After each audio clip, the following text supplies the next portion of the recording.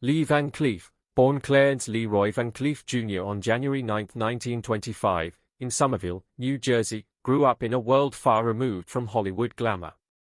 From an early age, he learned the importance of discipline, responsibility, and perseverance, values that would later define his career. His childhood was marked by ordinary experiences, but the lessons he learned in those formative years shaped his approach to life and work. As a young man, he enlisted in the U.S. Navy during World War II, a decision that not only showed his sense of duty but also exposed him to discipline, teamwork, and the harsh realities of life. The Navy was a crucible for Van Cleef, teaching him resilience and patience, qualities that would later serve him well when navigating the challenges of Hollywood. After returning from the war, Van Cleef faced the difficult transition to civilian life. Jobs were scarce, and opportunities in film were limited, so he had to struggle through a series of low-paying and often unremarkable positions. At this point, his life could have taken many directions, but fate had other plans. His striking facial features, sharp jawline, and piercing eyes caught the attention of Hollywood scouts, though initially, the offers were small and the roles minor. He was cast as background characters, uncredited henchmen, or villains who appeared only for a few lines before meeting a quick demise. Despite this, Van Cleef approached each role with dedication and seriousness. He understood that every performance, no matter how small, was an opportunity to showcase his talent. His persistence eventually led to more substantial roles, and by the early 1950s, he had made a name for himself as a dependable character actor in westerns. Films like High Noon highlighted his ability to convey menace and intensity without relying on dialogue, an unusual skill that set him apart from his peers. However, his path was far from smooth. In 1958, a severe car accident left him with injuries that threatened to end his career. The accident was a turning point, testing his resilience and determination. While Hollywood was quick to turn its back on him, Van Cleef refused to give up. It was during this period of professional uncertainty that he discovered an opportunity in Europe. Italian director Sergio Leone recognized his unique talent and offered him a leading role in the emerging genre of spaghetti westerns. This decision would change Van Cleef's life forever. In films such as For a Few Dollars More and The Good, the Bad, and the Ugly, Van Cleef's cold, calculated demeanor, combined with his piercing stare, made him an unforgettable presence on screen. These roles not only revived his career but also established him as an icon of the genre. Audiences admired his precision, intensity, and ability to embody the darker, more complex aspects of human nature. Yet, behind the scenes, Van Cleef's uncompromising personality often led to conflicts. He despised pretension, had no patience for inflated egos, and held a particular disdain for unprofessional behavior. These traits, while making him a strong and principled actor, also created tension with colleagues. He was a man of high standards, and he expected those around him to meet them, whether on set or off. Those who failed to live up to his expectations often found themselves at odds with him. Despite these challenges, Van Cleef's dedication to his craft and unwavering commitment to authenticity won him the respect of directors, co-stars, and fans alike.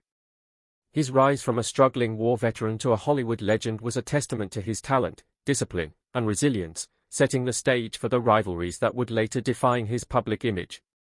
One of the most significant and well-known rivalries in Lee Van Cleef's career was with John Wayne, a man who symbolized the golden age of Hollywood westerns. On the surface, both actors dominated the western genre, but their backgrounds, approaches, and values were completely different. John Wayne was a carefully constructed icon of American heroism, backed by the studios, heavily promoted, and protected by a system that celebrated his image. Van Cleef, in contrast, had fought his way up from obscurity, starting in small, uncredited roles and gradually earning recognition through skill, persistence, and determination. The differences in their paths created an underlying tension that was never openly resolved. Van Cleef reportedly harbored deep resentment for Wayne's dismissive attitude toward European spaghetti westerns, a genre that had given Van Cleef a second chance at his career. Wayne allegedly referred to these films as cheap cowboy pictures, words that Van Cleef interpreted as a personal insult. To him, these films were not shortcuts or gimmicks, they were proof of his resilience and talent. They represented a resurrection from Hollywood's indifference, a way to demonstrate that a true actor could survive rejection and still achieve greatness. Van Cleef's disdain for Wayne was subtle but enduring. He avoided appearing in films with Wayne, even turning down opportunities that would have placed him alongside the Hollywood star. At industry events, Van Cleef kept his distance, avoiding handshakes and small talk. Within the Western film community, their rivalry was an open secret, a silent competition between a man crowned by the Hollywood system and another who had forged his path from the margins. Another significant rivalry in Van Cleef's life was with Charles Bronson, a man often compared to him because of their shared stoic presence and intense screen personas. At first glance, the similarities seemed obvious. Both actors were men of few words, with hardened expressions and commanding presences that could dominate a scene with a single glance. However, Van Cleef felt strongly that Bronson's success was based more on image than on disciplined craft. Van Cleef had spent decades studying character, technique, and subtlety, while he perceived Bronson as relying on superficial traits. The rivalry intensified during the 1970s, particularly around Sergio Leone's Once Upon a Time in the West. Van Cleef had helped establish Leone's style and contribute to his international fame. When the lead role went to Bronson instead of him, Van Cleef felt deeply betrayed. It was not merely a professional disappointment, it was, in his eyes, a violation of loyalty and recognition for decades of hard work. He reportedly remarked with sharp sarcasm that one could carve more emotion out of a block of granite than from Bronson, highlighting the intensity of his resentment. While Van Cleef maintained a professional demeanor publicly, those close to him understood the depth of his bitterness. Production teams even adjusted schedules to keep the two actors apart while working in Europe, ensuring they never shared sets or meals. Van Cleef's rivalry with Bronson was emblematic of his broader frustration with the film industry, a system that often rewarded superficial appeal over true dedication and hard-earned talent. For Van Cleef, Bronson represented the consequences of a world that did not always honor perseverance, discipline, and skill, reinforcing his reputation as an uncompromising figure who would not tolerate perceived injustice or unfair treatment. Perhaps the most surprising rivalry in Lee Van Cleef's career was with Clint Eastwood, an actor he had once admired and worked alongside in some of the most iconic spaghetti westerns. Their early collaborations, including For a Few Dollars More and The Good, the Bad, and the Ugly, were harmonious, with Van Cleef as the seasoned veteran guiding a rising star. On screen, their chemistry was perfect, their contrasting styles creating memorable performances that audiences still celebrate today. Off-screen, however, cracks began to form as Eastwood's fame skyrocketed. Van Cleef, who had struggled for decades to gain recognition, watched as his former collaborator achieved international stardom and Hollywood acceptance, often without acknowledging the contributions of those who had helped pave the way. The bitterness grew when Eastwood transitioned into directing. Van Cleef felt that many roles and creative opportunities, including films that might have been perfectly suited for him, were now unavailable, bypassed in favor of Eastwood's personal projects or protégés. Despite his disappointment, Van Cleef attempted to reach out professionally, contacting Eastwood's production company in hopes of collaboration. The responses were polite but firm, leaving Van Cleef with a sense of exclusion and finality. He reportedly remarked in interviews, with a mix of irony and sorrow, that Eastwood had gone Hollywood, trading grit and authenticity for fame and comfort. This perceived betrayal cut deeply, as Van Cleef valued loyalty, recognition, and the integrity of hard work above all else. These rivalries, whether with Wayne, Bronson, or Eastwood, reveal much about Van Cleef as a person and professional. He was disciplined, principled, and committed to his craft in a way that demanded respect but could also create tension. He valued authenticity over superficial charm, effort over shortcuts, and loyalty over opportunism. These values often brought him into conflict with others who did not share his approach or history. Ultimately, Lee Van Cleef's legacy is more than his memorable screen presence. It is also a story of resilience, unwavering dedication, and the complexity of human relationships behind the scenes. His grudges, while sometimes misunderstood, highlight the deep sense of pride and principle that drove him, shaping a career that is still admired by actors, directors, and fans worldwide. His life reminds us that greatness is rarely achieved without struggle and that the path to recognition is often shaped as much by personal integrity and determination as by talent alone. Van Cleef's story, including the men he could not forgive or respect, reflects the harsh realities of Hollywood, the importance of perseverance, and the enduring power of artistic integrity.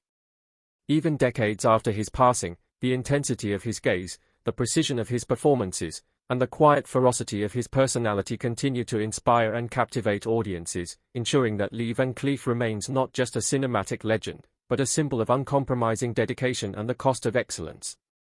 Lee Marvin was a man shaped by struggle, discipline, and a strict personal code. Born in 1925, he came into the world far from the glamour of Hollywood. His early life was not cushioned by wealth or privilege. Instead, it was marked by challenges that hardened him, taught him resilience, and instilled a fierce sense of independence.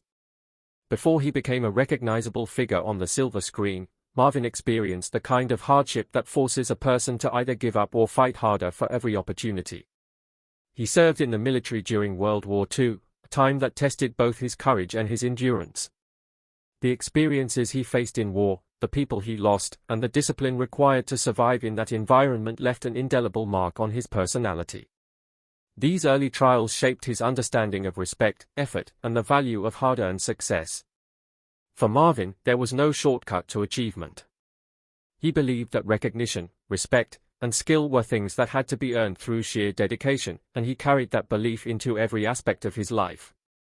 After the war, Marvin moved into the world of acting, a world filled with competition, ego, and surface-level glamour. Hollywood, for all its allure, often rewarded style over substance, charm over skill, and politics over craft.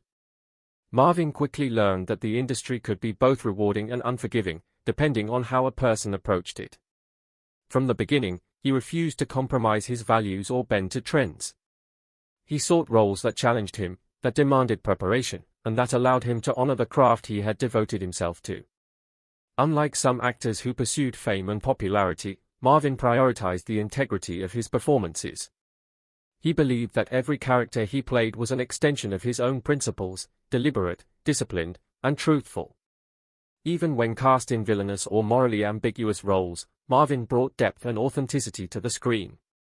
His presence was magnetic not because of charm or celebrity, but because audiences could sense the effort, the restraint, and the commitment behind every line and gesture. This commitment to craft shaped the way Marvin viewed other actors and the industry at large. He admired skill, perseverance, and authenticity. He respected those who had fought for recognition, who had faced obstacles, and who approached acting as serious work rather than entertainment alone. Conversely, he developed deep-seated resentment for those who, in his eyes, relied on charm, image, or studio politics to rise. This was not petty jealousy, it was a reflection of his moral framework. He judged people by how well they embodied the principles he valued: effort, discipline, and respect for the art of acting.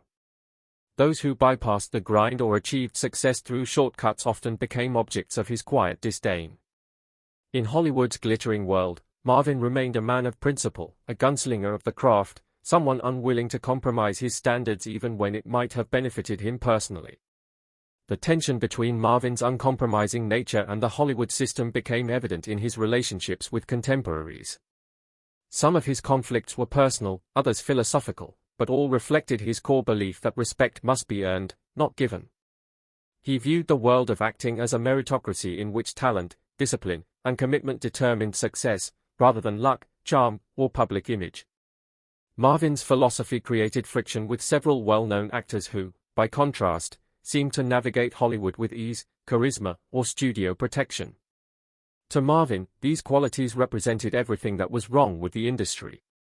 They symbolized a system that rewarded image over effort, style over substance, and shortcuts over hard-earned skill. Among the many actors who provoked his resentment, Clint Eastwood stood out. Marvin and Eastwood began with mutual respect. Both were involved in westerns and had similar work ethics early in their careers. However, Eastwood's trajectory eventually diverged. While Marvin remained committed to his principles, Eastwood's rising fame and choices in projects created a rift. For Marvin, Eastwood's path represented a form of betrayal. Someone he had once respected and perhaps even admired had moved forward, seemingly without the same level of discipline or struggle that Marvin had endured. The sense of abandonment and disappointment lingered, forming a private wound that Marvin never fully reconciled. It was not hatred in a casual sense, it was a profound moral judgment. Marvin measured people by the standards he held for himself, and when those around him seemed to fall short, it created a deep, simmering frustration. This early period of Marvin's life and career reveals a man guided by principle, hardened by struggle, and unwilling to compromise. His experiences in war, obscurity, and the challenging early years of Hollywood shaped the lens through which he viewed every relationship, every opportunity, and every performance. It set the stage for the rivalries, grudges, and conflicts that would define much of his professional life. He was a man who lived by a code, and he expected the world around him to measure up, or face his quiet but firm disapproval. Among the figures who provoked Marvin's most intense feelings were actors such as Yul Brynner, James Coburn, and John Wayne. Each represented a different facet of what he found intolerable in Hollywood. Yul Brynner, for instance, embodied Polish elegance and a concern with image over substance. Brynner carried himself with the grace of royalty, even in westerns, and Marvin found this artificiality repulsive. To Marvin, a gunslinger should look dangerous, real, and earned through experience, not carefully constructed for appearances. Their interactions at European film festivals and award ceremonies were polite on the surface but tense behind closed doors. Marvin reportedly found Brynner dismissive and aloof, a man more concerned with self-presentation than the integrity of his craft. A rumor, whether true or exaggerated, that Brynner declined a collaboration because he did not want to share the screen with Marvin only hardened Marvin's disdain. Over time, Brynner became a symbol of everything Marvin opposed: superficiality, ease, and a lack of commitment to hard-earned craft. James Coburn, by contrast, represented effortless charm and natural cool. While audiences loved Coburn, Marvin saw in him a shortcut to success, reliance on charisma rather than preparation and perseverance.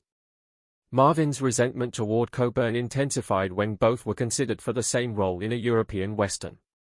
Coburn got the part, and to Marvin, this was proof that Hollywood rewarded style over effort. A casual joke Coburn made in an interview, saying Marvin always looked like someone had stolen his horse, struck deeply. While perhaps intended as humor, it was interpreted as a personal insult by Marvin, a man who measured himself and others by the rigor of their work. Marvin's warnings to younger actors against following Coburn's path reflected his belief that true success required dedication, not charm.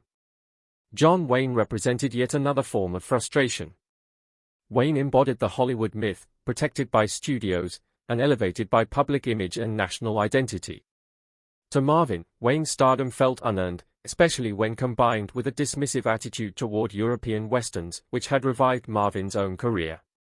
Here was a man celebrated for his image and fame, while Marvin's long, disciplined career demanded respect through effort and perseverance.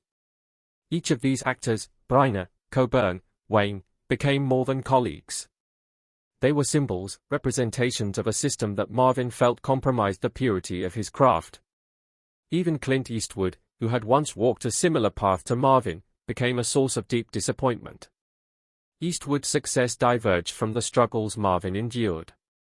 Someone he had admired and perhaps trusted had moved ahead in ways that Marvin felt ignored the core principles of discipline and hard work. Eastwood's rise became a personal wound, not out of jealousy, but because it challenged Marvin's moral understanding of how success should be earned. Marvin's other conflicts, including those with Telly Savalas, reflected similar concerns. Each rivalry was rooted in his unyielding dedication to craft and his belief that shortcuts, ego, and superficiality had no place in serious acting. Marvin's approach to these rivalries was not public hostility. He rarely engaged in open feuds. Instead, he carried his judgments privately, reserving respect and collaboration for those who shared his values. Those who worked with him closely often described him as professional, disciplined, and deeply respectful of people who approached their work seriously. His anger and resentment were selective. They were moral evaluations, responses to perceived violations of integrity rather than personal dislike. This perspective shaped both his off-screen relationships and his on-screen performances, lending his roles a quiet intensity that audiences could feel even without words or gestures. The pattern was clear: Marvin measured everyone, not by fame, charm, or popularity, but by their dedication to craft and their willingness to endure challenges. Whether it was Brynner's elegance, Coburn's charm, Wayne's image, or Eastwood's divergence, Marvin saw in each a failure to respect the hard labor of acting. These feelings, while deeply personal, also reflected his broader critique of Hollywood itself. The industry, in Marvin's eyes, increasingly rewarded surface-level qualities over true dedication. And Marvin, ever principled, refused to compromise or adapt merely for acceptance. Marvin's life was defined not only by his rivalries but by his discipline, resilience, and unwavering principles. Despite long-term heart problems, a pacemaker, and complications from throat cancer, he continued acting until the very end. His commitment to craft did not waver, nor did his moral code. Acting was not just a profession, it was a structure, a purpose, and a guiding principle for life itself. He did not perform for fame, for applause, or for the approval of critics. He performed because the work demanded respect, precision, and dedication. His screen presence, characterized by restraint, careful pauses, and deliberate tension, reflected the same principles that governed his off-screen behavior. Every role, every scene, and every gesture was executed with the meticulous attention of someone who measured himself by the highest standards. Marvin's legacy is often simplified to the image of a sharp-eyed gunslinger under a wide-brimmed hat. But the truth behind that persona is far more complex. He was a man shaped by struggle, disciplined by experience, and guided by an unyielding commitment to craft.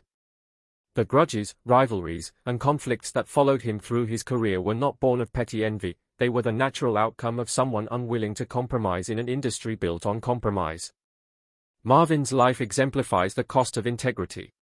He faced rejection, obscurity, and competition but never let these experiences dilute his principles. Every role, every performance, every private judgment was filtered through the lens of effort, endurance, and respect. Even as his health declined, Marvin maintained his standards. Heart disease, cancer, and age slowed his body, but never his dedication. He continued acting not for relevance or reward but because the work itself defined his life. He remained unyielding, proud, and principled until his death on December 16, 1989. Marvin left the world as he lived in it, disciplined, respected, and uncompromising. His example offers lessons for actors and audiences alike. True skill requires dedication. Integrity carries a price. And, in an industry often enamored with image and charm, those who honor the craft above all else leave a legacy that transcends fame or fortune. Lee Marvin's story is not just about rivalry or resentment, it is about the weight of principle and the value of commitment. He demonstrated that personal codes, discipline, and respect for hard work shape not only careers but lives. The grudges he carried were reflections of a man who refused to accept shortcuts, who demanded effort and honesty from those around him, and who, above all, honored the art of acting. Today, Marvin is remembered not merely for his iconic screen presence but for the uncompromising life he led, a life that turned discipline into artistry, struggle into strength, and integrity into legend.